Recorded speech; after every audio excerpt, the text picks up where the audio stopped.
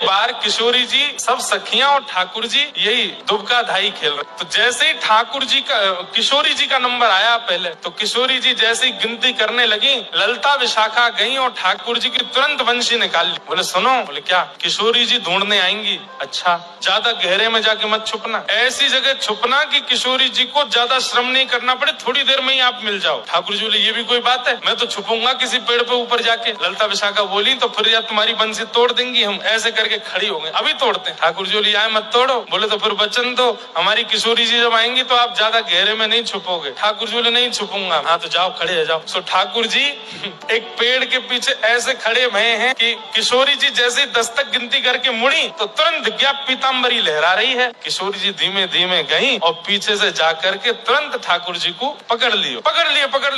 सब सखियां प्रकट हो गई। अरे बाबा, अरे किशोरी जी आप तो बड़ी हमारी माननीय हो, आप तो बड़ी हमारी श्रेष्ठा हो, आपको तो ढूंढना ही नहीं पड़ा, नेक में पता चल जाए। ठाकुर जी मंद मंद मुस्कुराए हम। किशोरी जी बोले अच्छा चलो अब आपकी बारी, आप जाओ। ठाकुर जी बोले अब मैं ऐसे सबसे पहले तुमको ही ढूंढ के दिखाऊंगा। जैसे ठाकुर जी 10 तक गिनती गिनने गए तो वहाँ ललता विशाखा वहाँ पहुंच गई। बोले सुनो, क्या किशोरी जी दिख भी जाए तो आंख मूंद लेना, उनको नहीं पकड़ना। बोले तो एक बार तुम्हारी बात मान ले। विशाखा बोली तोड़ू बंसी अभी? नहीं यार मत तोड़ो। बोले किशोरी जी सामने भी आ जाए तो पीछे मुड़ जाना। ठीक है। अब सीधी सादी सी है हमारी किशोरी जी। एक पेड़ पे नेक 100 से ऊपर चढ़ गई और ऊपर दोनों चरण करके बैठी हैं, लेकिन किशोरी जी की चुनरी जो है वो नीचे लटक रही है। ठाकुर जी 10 तक गिनती करके जैसे ही चले, ठाकुर जी की दृष्टि पड़ी, देखी किशोरी जी। अरे किशोरी जी आप कहाँ हो? अरे श्यामा, अरे मेरी राधा रानी तुम कहाँ को चली गई? बदल दिया रास्ता, कहीं और चले गए। थोड़ी देर बाद किशोरी जी को लगन लगी बेचारे श्याम सुंदर इतना परिश्रम कर रहे हैं, मैंने एक नीचे उतर के आ जाऊं, थोड़ा सा इनके आमने सामने आ जाऊं ताकि जल्दी से मुंह को पकड़ लें। तो जिस रास्ते से ठाकुर जी जा रहे हैं, किशोरी जी वहीं सामने आकर के खड़ी हो गई और जैसी किशोरी जी दिखी सोई ठाकुर जी पीछे मुड़ गए। अरे श्यामाजू